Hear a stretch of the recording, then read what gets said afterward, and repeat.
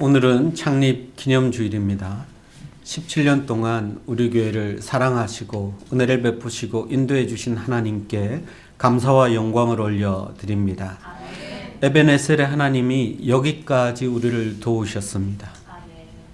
여호와 이레의 하나님이 앞으로도 우리를 위해 우리의 길을 예비하시고 인도하실 줄 믿습니다. 그동안 눈물로 기도로 교회를 지켜오시고 섬겨오신 많은 우리 성도들에게도 진심으로 감사를 드립니다. 우리는 하나님께서 주신 비전처럼 사랑을 주는 교회, 비전을 주는 교회, 믿음을 주는 교회가 될 줄 믿습니다. 이제 창립 기념주일을 맞으면서 우리 교회가 어떤 모습으로 나아가야 할까? 우리가 묵상하던 로마서의 이 결론 부분에서 우리가 다시 한번 그 뜻을 찾으려고 합니다. 한마디로 말씀드리면 그리스도를 본받는 교회입니다. 우리 주님을 꼭 닮은 교회, 주님이 정말 기뻐하시고 사랑하는 교회라면 우리 교회를 통하여 하나님의 큰 역사가 나타나게 될 줄 믿습니다. 그리스도를 본받는 교회는 어떤 교회일까요? 오늘 본문에 몇 가지를 말씀하고 있는데요. 첫째는 믿음이 약한 자와 강한 자가 잘 조화하는 교회입니다. 1절에는 믿음이 약한 자의 약점을 담당하라 이렇게 되어 있고요. 7절을 보니까 그리스도께서 우리를 받아주신 것처럼 너희도 이웃을 그리고 믿음이 약한 사람들을 받아주라 이렇게 이야기하고 있습니다. 다른 사람의 약점을 잘 담당하고 덮어주고 약점이 드러나지 않도록 기도해주고 이런 것들이 성숙한 교회의 증거이고요. 우리가 정말 믿음이 강한 사람이라면 믿음이 약한 사람들을 잘 돌보는 것이야말로 우리가 해야 할 일입니다. 그래서 믿음이 약한 자와 강한 자가 서로 잘 조화가 되라는 거죠. 믿음이 강한 자가 약한 자를 돕고 섬길 수 있습니다. 큰 그릇이 작은 그릇을 품는 것입니다. 그러면 먼저 여러분은 믿음이 강한 사람들입니까? 지난주에 우리가 결단의 기도를 하나님 앞에 드렸습니다. 사나 죽으나 나는 주님의 것입니다. 그렇게 고백했으니 우리의 믿음이 강하다고 볼 수 있겠죠. 그러나 정말 믿음이 강한 사람들은 어떤 사람이냐? 하나님이 과연 그 사람에게 어떤 크기냐 하는 것입니다. 얼마나 그 사람의 삶에 하나님이 큰 자리를 차지하고 있느냐, 그것을 보면 그 사람이 강한 믿음의 사람인지 약한 믿음의 사람인지 알 수 있습니다. 믿음이 약한 사람들은 잘 믿는 것 같고 봉사도 잘 하다가도 한순간에 시험에 들고요. 유혹에 흔들립니다. 아무것도 아닌 일에도 실족합니다. 하나님이 그 속에 없기 때문입니다. 여전히 자기가 살아있기 때문입니다. 그러나 믿음이 강한 사람들은 믿음이 약한 사람들을 섬기고도 넉넉히 남을 정도로 그 삶이 하나님으로 충만한 사람들입니다. 정말 말 그대로 사나 죽으나 하나님만을 위해서 사는 사람들입니다. 여러분, 저는 우리 교회 성도들이 믿음이 강한 사람들이라고 믿습니다. 그래서 믿음이 약한 사람들이 우리 주변에 있을 때 그들을 위해 기도해주고 또 덮어주고 하는 것이지요.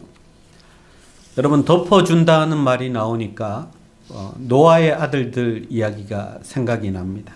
노아가 그 큰 홍수 후에 하나님의 큰 사역을 하고 나서도 금방 나태한 모습을 보이죠. 포도주에 취해가지고 그냥 옷을 다 풀어헤치고 다 드러낸 채 술에 취해서 뻗어 있습니다. 그런데 그것을 본 한 아들, 함이라는 아들은 아버지의 그 수치를 비난하고 조롱합니다. 그러나 셈과 야벳 그 아들들은요, 뒷걸음질 쳐서 들어가서 아버지의 부끄러운 것을 보지 않겠다고 뒷걸음질 쳐서 들어가서 그리고 옷을 덮어주었다. 그렇게 이야기합니다. 남의 허물을 덮어주는 것, 그것이 귀한 사람들입니다. 남의 허물을 덮어주는 사람, 셈과 야벳은 아버지로부터 큰 축복을 받았습니다. 그러나 아버지의 허물을 드러내고 비난했던 함은 아버지로부터 저주를 받았습니다. 그러니까 여러분, 믿음이 강한 자, 약한 자는 나이가 많으면 강하고 나이가 어리면 약한 것이 아니죠. 교회를 오래 다녔으면 믿음이 강한 자고 교회를 잘 다니지 않았으면 얼마 다니지 않았으면 믿음이 약한 자다. 이런 법은 없는 것입니다. 나이와 교회 다닌 연수와 믿음은 꼭 같지 않습니다. 가끔은 어린아이가 큰 믿음을 보여주기도 하고요. 가끔은 교회 지도자라고 하면서도 정말 믿음 없는 모습을 보일 때가 있지 않습니까? 거창고등학교 교장을 역임했던 전성은 선생님이 계십니다. 이 선생님이 어느 학부모 강연에서 하신 말씀입니다. 학부모가 물었습니다. 자녀 교육을 어떻게 해야 합니까? 라고 물었더니 이렇게 말씀하셨습니다.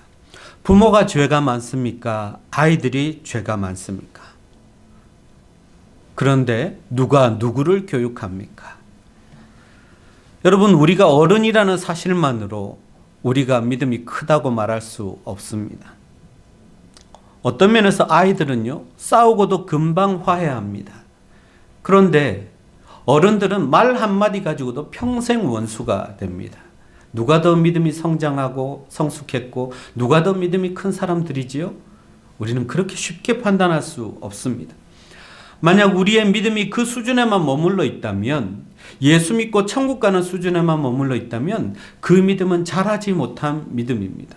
로마서를 통해서 우리가 살펴본 것은 그 믿음이 성장하고 성숙하고 거룩하게 점점 자라야 합니다. 그것을 우리가 성화하는 믿음이라고 그렇게 이야기했죠.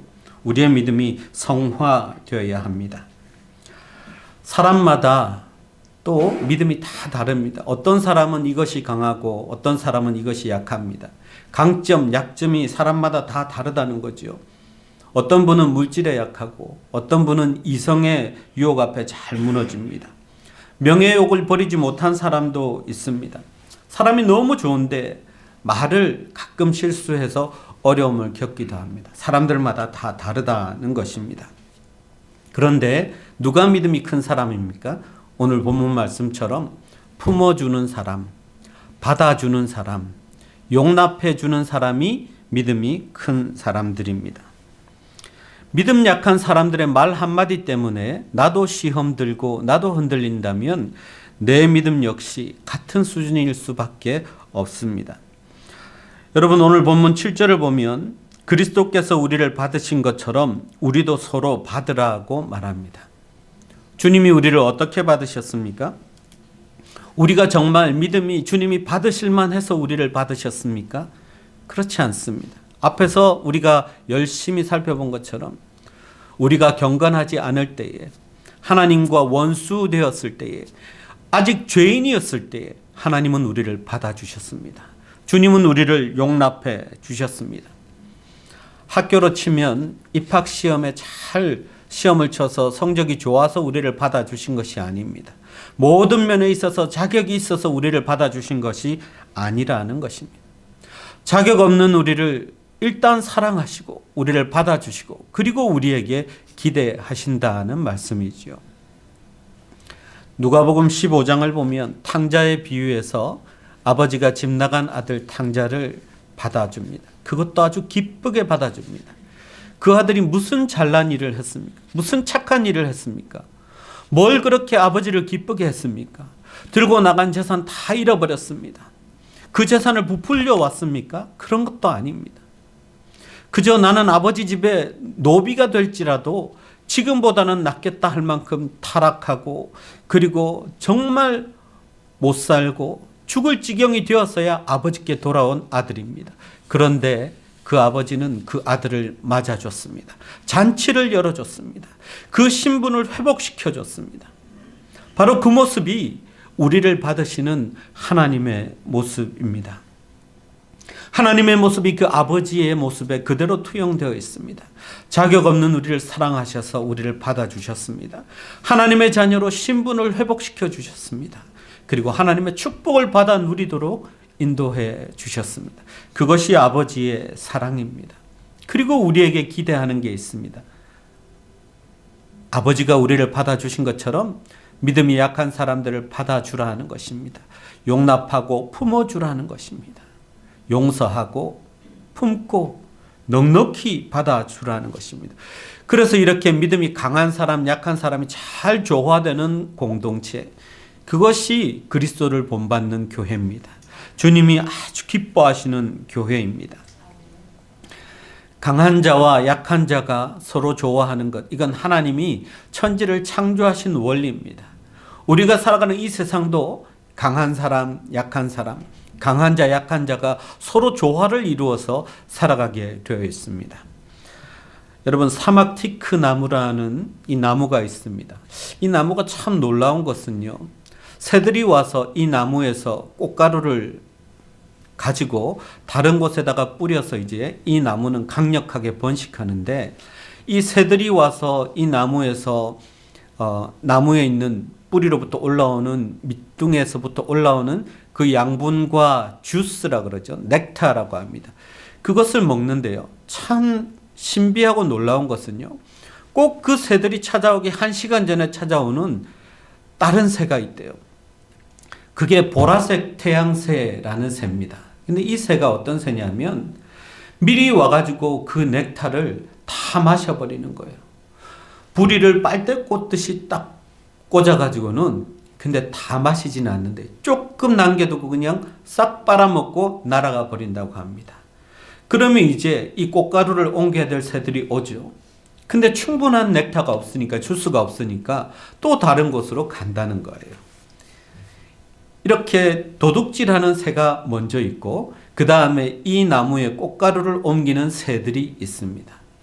그러니까 강한 자도 있고 약한 자도 있는데, 이게 얼마나 신비롭게 좋아하는지 이 나무는 그 새들 덕택에 번식하고 번창하게 된다는 것이죠. 약자와 강자가 윈윈하는 놀라운 조화가 하나님이 만드신 세상 속에 있습니다. 그런데 약자와 강자가 제일 조화를 못 이루는 공동체가 어디냐면 사람들의 공동체입니다. 인간들의 공동체입니다. 강한 자는 어떻게든 군림하려고 하고 뺏으려고 하고, 약자는 어떻게든 안 뺏기려고 하고, 그리고 늘 자존심 상해하고, 그러니까 갑질하고, 이런 것들이 인간의 사회에만 있어요. 여러분, 그러나 믿음이 있는 공동체라면, 교회라면 달라야 합니다. 예수님께서 믿음이 약해서 우리를 섬기셨습니까? 그렇지 않습니다. 여러분이 믿음이 강하다면, 믿음이 좋다면 믿음이 약한 자들을 품고 섬기고 조화되어야 합니다. 그리고 믿음이 약한 자라면 늘 자격지심에 무시당한다 생각하지 않고, 믿음이 약해도 품격 있게 섬기고, 그리고 하나님 보시기에 조화롭게 교회를 이루어 가야 합니다. 여러분, 며칠 전에 대한민국 야구 대표팀이 마이애미에서 WBC 야구대회 8강전을 가졌습니다. 도미니카 공화국과 붙어서 10대 0으로 아주 처참하게 깨어졌습니다. 저도 그 경기를 보지는 못했습니다. 그런데 이 경기 마지막에 이 경기를 중계하던 해설가가 알렉스 로드리게스라고 하는 미국의 전설적인 야구 선수입니다. 근데 이 야구 선수가 아주 특별한 말을 했습니다. 경기는 한국이 완전히 깨어졌습니다. 참패했습니다. 부끄러울 정도였습니다. 그런데 그 후에 한국 선수단이 보여준 모습이 너무너무 충격적이었다는 것입니다. 보통 그렇게 경기를 치고 나면 선수들은 그 자리에 주저앉아 울거나 고개를 숙이고 쓸쓸하게 떠나간다는 것이죠. 근데 이 한국 선수들이 나와서 이긴 선수들을 축하해주고 악수하고 허깅하고 밝은 얼굴로 대하는 걸 보고 이 알렉스 로드리게스라는 이 메이저리그 전설이 충격을 받은 거예요. 이 품격은 무엇이지? 패자이지만 패자 같지 않은 그 아름다운 모습에 그는 이 장면이 야구의 또 다른 전설의 장면으로 남았다. 그렇게 이야기를 했습니다. 상상하지 못했던 인간의 품격과 가치를 패배의 현장에서 우리 선수단이 드러낸 것이지요. 여러분, 이건 참 의미 있는 이야기라고 그렇게 생각합니다. 경쟁에서 졌다고 인생에서 완전히 진 것이 아닙니다. 믿음이 약하다고 해서 하나님 나라에 쓰임받지 못하는 것도 아닙니다. 승자는 승자대로, 강한 자는 강한 자대로, 그리고 약자는 약자대로 지녀야 할 품격이 있고 가치가 있습니다. 서로 아름답게 좋아할 때 그것이야말로 진짜 아름다운 교회, 그리스도를 본받은 교회가 될 것입니다. 두 번째로 그리스도를 본받는 믿음은 자기를 기쁘게 하지 않는다고 말합니다. 오늘 2절 3절을 보면 우리가 이웃을 기쁘게 하되 그리스도께서도 자기를 기쁘시게 하지 않은 것처럼, 기쁘게 하지 않으신 것처럼 하라는 말입니다. 여러분, 믿음과도 관계가 있습니다. 우리 안에 하나님이 커져 있다면 우리는 하나님의 기쁨을 위하여 살게 되어 있습니다. 그런데 여전히 자기 중심의 믿음을 가진 사람들은 하나님을 기쁘시게 하지도 않고 그리고 이웃을 기쁘게 하지도 않습니다. 모든 것은 나의 행복을 위해서, 내 기쁨을 위해서 살아가고 내 기쁨을 위해서 믿는다는 것이지요. 그러나 오늘 본문 말씀을 보면 이웃을 기쁘게 함으로 하나님도 기쁘시게 하고, 그렇게 하면 그 기쁨이 결국 우리에게 돌아온다고 말씀합니다. 13절을 보면 하나님이 모든 기쁨과 평강을 우리에게 충만하게 하실 것이라고 바울이 그렇게 축복하고 있습니다.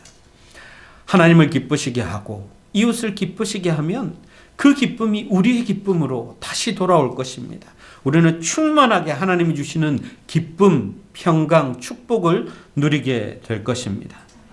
믿음이 약한 사람들은 자기 자신만을 기쁘게 하려고 하다가 하나님이 주시는 기쁨을 맛보지 못합니다.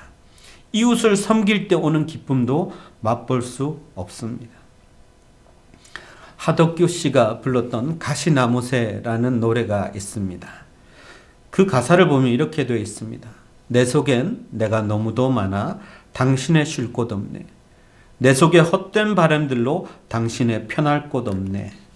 내 속엔 내가 어쩔 수 없는 어둠, 당신의 쉴 자리를 뺏고 내 속엔 내가 이길 수 없는 슬픔, 무성한 가시나무 숲 같네.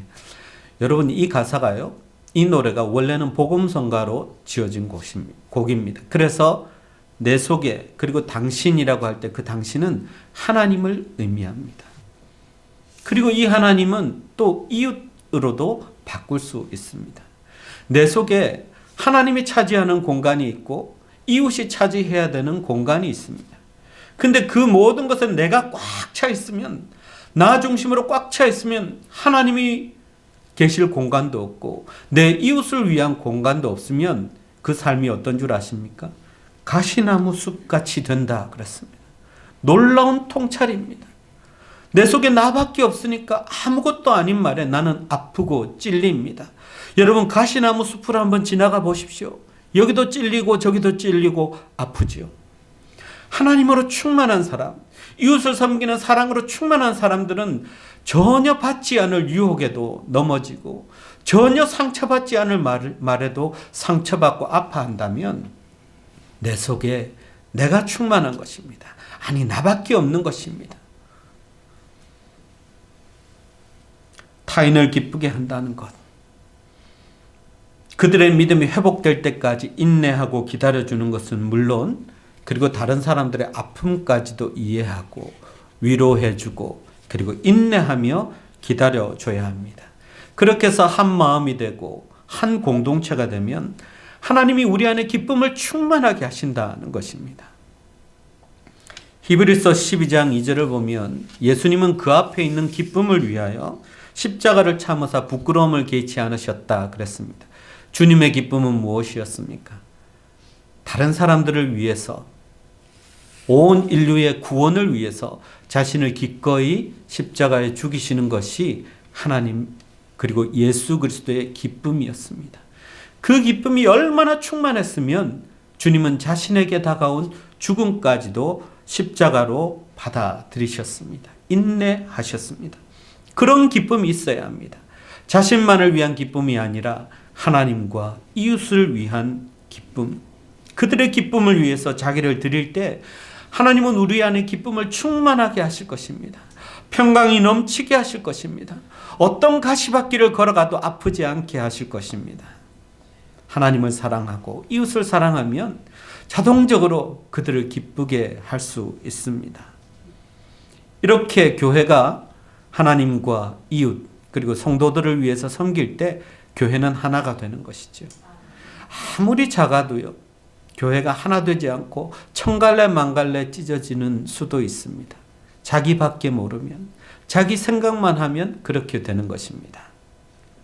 서로를 기쁘게 해주려고 섬기는 교회, 약한 사람을 기다려주고 믿음이 좀 약한 사람을 용납해주고 받아주는 교회, 그런 교회가 주님이 기뻐하는 그리스도를 본받은 교회입니다. 마지막으로 그리스도를 본받는 교회가 되려면 하나님께만 영광을 돌려야 합니다. 그리스도께서 우리를 받아주시고 우리를 위해 섬기신 이유를 오늘 본문 6절, 7절, 9절에 보면요, 계속해서 하나님의 영광을 위해서라고 합니다. 주님이 오신 이유도 하나님의 영광을 위해서였습니다. 모든 것을 통해서 오직 하나님께만 영광을 돌리셨습니다. 그런데 하나님이 우리를 통해 영광을 받으신다는 것은 우리가 이 세상에서 다른 사람들보다 잘 되고 번창하고 그리고 큰 건물에서 많은 성도들이 모여서 예배드린다고 해서 하나님이 영광을 받으시는 것은 아닙니다. 성경은 그렇게 말하지 않습니다. 오늘 본문에도 그렇고요. 시편 50편 15절을 보면 하나님이 영광 받으시는 모습을 이렇게 이야기합니다. 환난 날에 나를 부르라. 내가 너를 건지리니 네가 나를 영화롭게 하리라. 우리에게 환난이 오고 고난이 왔을 때 우리가 오직 하나님만 붙들고 하나님께 의뢰하고 그 고난을 견디고 있을 때 하나님은 그것이 하나님의 영광이 된다고 말씀하십니다. 우리가 고난 가운데 쓰러지지 않고 하나님만 바라보고 하나님 붙들고 잘 버티고만 있어도 그것이 하나님께 영광이 되고 하나님이 우리를 건져주신다, 이렇게 말씀하십니다. 어떤 경우에도 우리가 믿음을 잃지 않는 것, 전 누가 봐도 쓰러질 수밖에 없는 상황인데도 쓰러지지 않고 하나님만 붙잡고 고난을 잘 견디는 것, 그것이 하나님께 영광이 되고 하나님은 그런 백성을 구원하신다고 말씀하고 계십니다. 요한복음 17장을 보면요, 예수님께서 십자가 죽음을 앞두고 기도하시는 장면에서 이렇게 말씀하십니다. 아버지여, 때가 이르렀사오니 아들을 영화롭게 하사 아들로 아버지를 영화롭게 하게 하옵소서. 그리고 십자가를 지셨어요. 예수님이 십자가를 지시는 것이 어떻게 하나님께 영광이 되고 하나님을 영화롭게 합니까? 우리 생각에는 예수님이 십자가에 딱 달리셨을 때 그때 마지막 순간에라도 천군 천사를 보내셔서 예수님을 죽이려고 하는 사람들을 싹 다 죽여버리고 예수님이 승리하셔야, 그래야 하나님의 영광을 받으시는 것 같지 않습니까? 우리는 그런 하나님의 영광을 기대할 것입니다. 그런데 예수님은 그렇게 말씀하시지 않습니다. 내가, 하나님이 내게 맡기신 대로 십자가를 지고 죽음으로 하나님께 영광을 돌리게 하옵소서, 그렇게 이야기합니다. 그래서 17장 4절을 보면요, 아버지께서 내게 하라고 주신 일을 내가 이루어서 아버지를 영화롭게 한다고 말했습니다. 무슨 말입니까? 하나님께서 내게 맡겨주신 사역에 잘 순종하고 그것을 이루어 드릴 때 하나님이 영광을 받으신다는 것입니다. 그러면 우리가 흔히 이야기하는 하나님의 영광과는 조금 거리가 있습니다. 그렇죠? 우리는 크리스찬 아이들이 공부를 잘해서 아이비리그에 합격한 애들은 다 크리스찬이면 하나님의 영광을 받으실 거라고 생각합니다. WBC뿐만 아니라 월드컵, 올림픽에서 올림픽 메달 딴 선수들이 금메달을 목에 걸고 하나님께 영광을 돌린다고 해야만 하나님이 영광을 받으신다고 생각합니다. 그러나 오늘 말씀은 그렇게 말씀하시지 않습니다. 우리가 고난 가운데 있어도 하나님만을 믿고 하나님만 의지하고 붙들고 있을 때 그것이 하나님께 영광이 되고 하나님이 그런 백성을 구원하신다고 하십니다. 하나님이 우리에게 맡겨주신 사역이 아무리 작고 부족해도 그 사역 순종해서 끝까지 이루어갈 때 그때 하나님이 영광을 받으신다고 말씀하고 계십니다. 그래서 여러분, 우리는 얼마든지 어떤 일이 있어도 하나님께 영광을 돌릴 수 있는 사람들입니다. 고난이 있어도 그 고난을 잘 견딤으로 하나님께 영광을 돌리고 내게 맡겨주신 사역을 잘 감당할 때 하나님이 영광을 받으십니다. 여러분, 그리스도를 본받는 교회는 어떤 교회라고 했죠? 주님이 섬기신 것처럼 교회를 섬기는 것입니다. 아름답게 조화되고요. 믿음이 약한 자든 강한 자든 하나의 조화되는 공동체를 이루고 그리고 맡기신 사역을 최선을 다해 감당하고 그리고 어떤 고난 중에도 인내하며 하나님을 바라보는 교회가 그리스도를 본받는 교회입니다. 그리스도를 본받는 교회는요, 예수 그리스도에 대해서 말을 많이 하고 많이 배우는 교회가 아닙니다. 그리스도처럼 살아가는 성도들이 그리스도를 본받는 교회입니다. 우리 주님처럼 살아서 어떤 일을 하든 주님께 하나님께 영광을 돌리고 어떤 고난에도 하나님만 붙잡고 하나님의 구원하심을 믿고 우리에게 맡겨주신 사역 잘 감당할 때 우리 교회도 그리스도를 본받는 교회라고 하나님께 칭찬듣는 그런 교회가 될 줄 믿습니다. 기도하겠습니다. 하나님 아버지, 우리 교회가 그리스도를 본받는 교회가 되게 하여 주옵소서. 우리 모든 성도들이 예수 그리스도처럼 살게 하여 주옵소서. 예수님의 이름으로 기도하옵나이다. 아멘.